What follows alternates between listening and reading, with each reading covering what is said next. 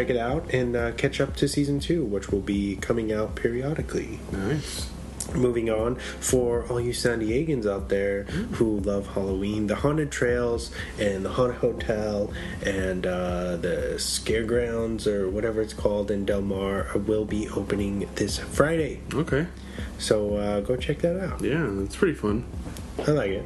Yeah. It's always fun to see what they do to, because they tend to, I know, they added the nun this year, so they're staying relevant with their icons. Cool. Hopefully maybe we can check that out. That'd be fun. That'd be really cool. Also, the House with the Clock in its walls opens to Eli Roth's biggest opening ever, beating out Goosebumps, the Goosebump numbers from 2015 with 26.8 million in its opening weekend. Who directed that? Eli Roth directed the new Goosebumps? No. The House with the Clock in its walls. Oh, okay, so he did that. The kids friendly horror. Yeah. So what I was saying is that it beat out Goosebumps opening weekend numbers. Okay. Yeah, which is a big deal. Nice. Because it's fucking Goosebumps. Yeah. And it also stars Jack Black. Yeah, who's in both of them. Yeah. Moving on, Assassination Nation. Yeah. However, yeah, was a huge flop. Oh. Just making it released last Friday as well, and it made just 1 million, while being on over 1,400 screens across the U.S. Dang, that sucks. 1 million only. Holy shit! That's I don't know. horrible. I don't know if it's because it's very purgy. Yeah, and everyone was like, "Well, this isn't the purge," or I don't know, man. I don't know. If the whole premise is kind of like the whole town loses their shit and just starts killing people, or killing each other.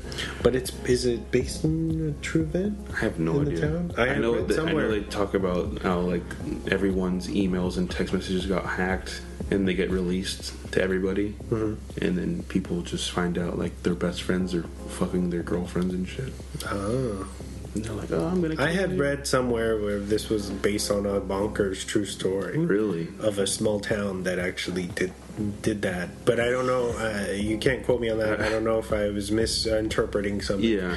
That's crazy. If that's real. But that's the end of my news. Okay. So we hope you enjoyed. Let's move on to our weekly recommendations. And now it's time for the weekly recommendations. What's up, Vic? Shout out to Vic once again. And Onarres the Kid. Oh, yeah. Hooking us up. Always. So what do you got for us, James? So I got 2 recs. My first one is Terminator 2. Judgment Day. I'm really excited for this next one that's coming out. It's supposed to be a direct sequel to that. Linda Hamilton. Yes, coming back. I've only seen one picture from the sequel, but I definitely love Terminator 2. It's, for me, I kind of felt like I grew up watching that one. I like the first one too, but... I'll give you my opinion real quick. I do think T2 is that rare instance where it's better in every way than the original. Exactly. The original is more of a horror film, and it's just, not the same. The first one, you've got that the horror elements with the fucking over-the-top James Cameron action. James Cameron really coming into his own, right? And, of course, with the perfection of Edward Furlong. Yeah. Excuse me. Yeah. Our young John Connor. Man, he I don't know how they pulled, because they just found that kid on the fucking street. That's crazy. And they were like, you want to do this? But he's fucking awesome. Yeah, he's a huge part of that movie. Yeah, he was like the epitome of cool to me. Yeah, growing up. I was like, damn, this kid, his fucking haircut, his fucking hacking skills, his fucking dirt bike. Yes, getting all no helmet. Exactly. Fucking hitting the arcades. And his little friend. His friend with the mullet. Yeah, that was cool. And then I always remember that scene where the T-1000's looking for him in the arcade, and those kids give him up. Yeah, it's like, have you seen this kid? And they're just like, he's over there. Yeah. Like, what the fuck? Fucking assholes. Yeah, with the popo? Come on, man. Come on. But, yeah, anyway, I didn't want to take away from you. No, that's cool. We're talking about my movie, so yeah. Definitely Terminator 2 is definitely worth a look if you haven't seen it in a while. Yeah. So check it out. And my next pick is actually another Arnold movie, The First Predator. Ooh. Yeah, that one is just... I think it's just... It was the beginning of the Predator, so that was pretty cool. And I was really getting in the mood with all this Predator stuff coming out in the last couple of weeks. And I had bought the 3-movie pack. Oh, yeah, that's right. But yeah, and I watched all 3 of them, and it's fun. Get to the chopper. Yeah, it's classic Arnold in every sense. And there's that one. I remember watching the one scene. I think I rewound it like 3 times when they all, like, everyone runs into the jungle and they're all just like shooting nowhere. Yeah, and they're shooting for like 5 minutes. Shooting jungle. Yeah. And they're just like, you like that? Emptying their... Yes. The whole time I'm like... Wasting all that. What the fuck are you doing? Like, you're wasting all this ammo. Because that was big in the 80s. Yeah, everyone's just blowing shit up in huge-ass machine guns. Watching, these big seeing the arms. Muscles, like, shake. Yeah. And, like, testosterone. No one really thought about that later on, but it's like, this motherfucker's cloaked and just probably behind you already. He's watching. I'm like, you dumb fuck. But yeah, the Terminator. Check it out. The Terminator and the Predator. Yeah. Check both of those out because they're fun. Is the first one only called? It's just called Predator, right? I think it's called Predator. Yeah, because the new one is called The Predator. Yeah. So check out Predator with Arnold Schwarzenegger. You're one ugly mother. Oh yeah, you're one ugly motherfucker. So good, so good. Yes. Check those out. What do you got for us, Wes? All right, cool. Mine aren't quite so epic. So my first one is actually now streaming on Netflix. Nice. You can watch it for free if you have an account. It's called Haunters: The Art of the Scare. Okay. And I thought it would be very relevant now that we're into the Halloween season, fall. Mm-hmm. And it's basically this documentary that takes us deep inside the world of haunted houses and attractions, and how they started, where they began, and how it's kind of what it's kind of turned into. Because now we have these more not all of them, but we have certain areas where they have extreme haunts, where these people pay and you sign a waiver and you go in, and they can waterboard you, they can tie you up, they can make you eat stuff, bugs, and they submerge you and hold you underwater. Yeah. They can do whatever they want, pretty much. That's insane. And one of the biggest extreme ones, McKinney Manor, is actually in San Diego.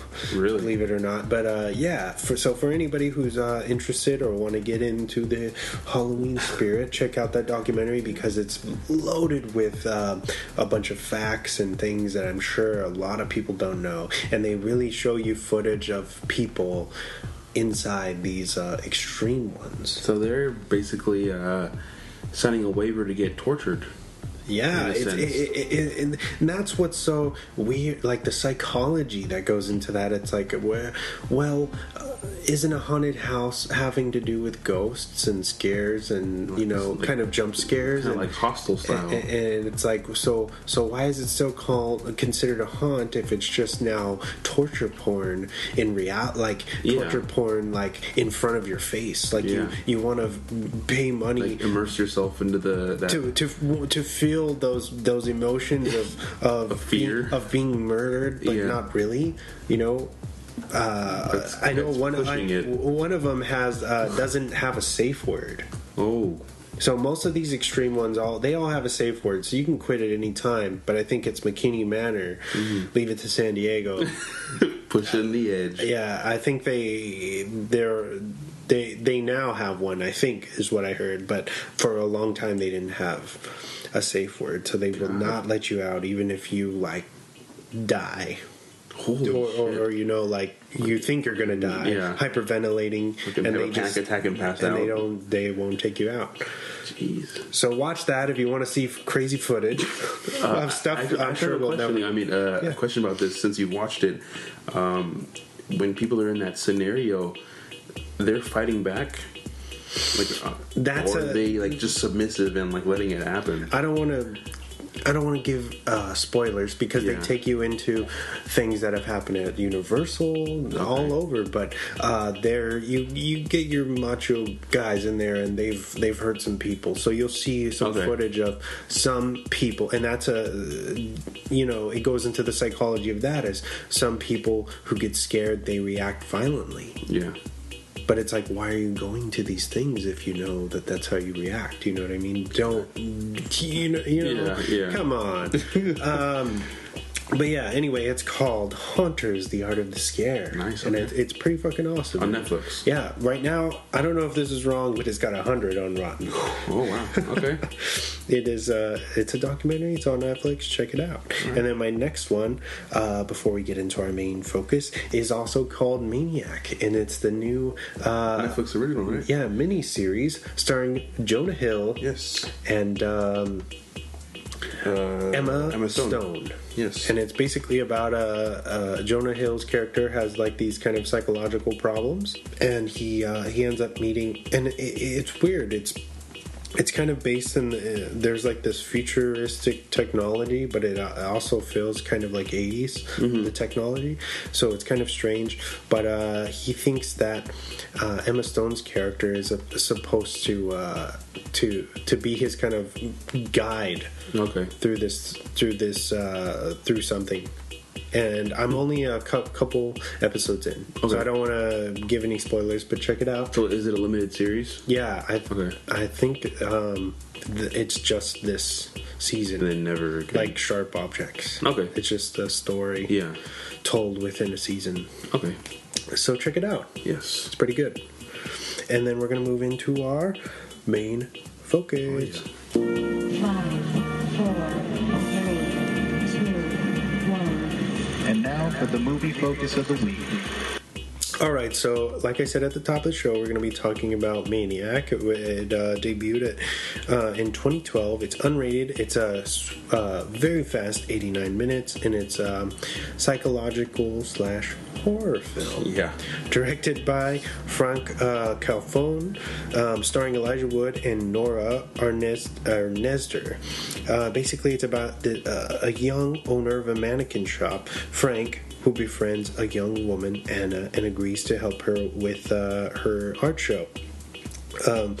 But Frank has some dark secrets that will soon come to light. Yeah. You say that. So, this was my pick for the week. You had never seen it. Never. So what are your... and you hadn't heard anything about it. Yeah. It's an IFC original film, which they always put out crazy bonkers stuff. I love them so much. But so what are your thoughts on the film out of the gate? Going into this, I had told you before that I didn't look up any of the trailers for it or research it at all. Mm-hmm. So I wanted to go into it 100%... uncorrupted by any type of trailer or any other news about this, and it was insane. Fucking that shit crazy. This movie, I like the description that you kind of said in the beginning. Basically a horror version of Drive, to say the least. This Elijah Wood is he's different in this one. Yeah, that's right. Yeah, and it's cool to see that, to see his range, because sad to say that he's not that known. He's not known for that much more than Lord of the Rings. If you ask people, and it's a shame that that's the case. So like Frodo. Yeah, Frodo. Yeah, it's the ring bearer. But the guy's been around since a good son. He Yeah. was like 10 years old. I know. You know, he's been around forever. Probably almost his whole life he's been doing this stuff. So, you know, he's done, his filmography's insane. He's done a ton of stuff. But nothing quite like this. Yeah. Since maybe Sin City, even though he's really only in that for maybe 5-10 minutes. Yeah. Tops.